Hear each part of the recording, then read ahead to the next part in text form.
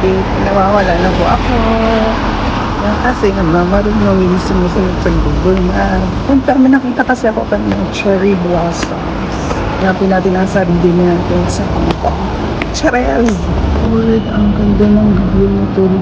Update, nasa kabilang side na ako ng road. Napunta sa cherry blossom tree. And I am about to cross the bridge. Ano yun? Ano, nasa overpass na ako kanina eh. Iniputan ko lang yung mula ako. Doon ako kanina. Ano dyan. So, ayun na nga. We're crossing the bridge. Ano dyan sa likod ko lang ang ano. Yung nagbubutan. Papuntang Longping Village. Doon kasi yung Longping Village oh. Doon sa taas. Update. Ito na yung cherry mo. Yung sila sa akin. Charot. Pagod na ako, te. Naglakad ako ng almost 2 kilometers just to see this. Cherry blossom na yan. Naghahanap na ako ng matatawiran kasi andyan na siya sa harap ko.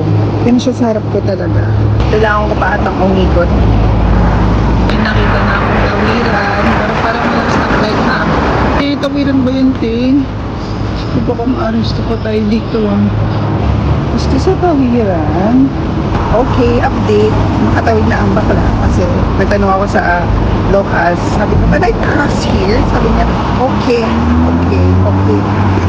Nadinig na naman siguro. Kung nahagip na yan sa camera, makita naman na nagtanong ako eh. Nagtanong ako, sir, ma'am, ha? Kaya huwag niyo kung mag-update. Di pa rin nakatawid. O, ang layo ka na dun, o. Kasi walang tawiran eh. Kasi I don't wanna be arrested. Oo, no. But the wheel is giving. Tingnan mo. Ayan. Ay, Diyos ko. Doon pa ako ikot to. Yun kasi yung jogging kanina. Yung girl na doon. Update. May nakita na akong tawiran. Te, Diyos ko, te. Grabe naman ang mga tawiran dito, te. Maghihimpo ka muna. Malulumpo ka talaga muna. Bago ka makakross talaga. Wala naman stoplight eh. Sa dami-dami ng pinagdaanan ko. Pero ang ganda, it's giving. Ayan na siya, Cherry Blossom Bay. Cherry Blossom Bay ba ang tawag dito?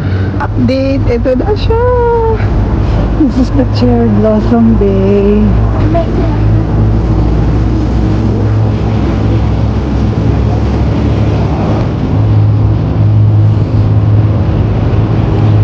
Update, andito na ako finally. Worth ba ang 40-minute walk? Worth it ba? Ano naman?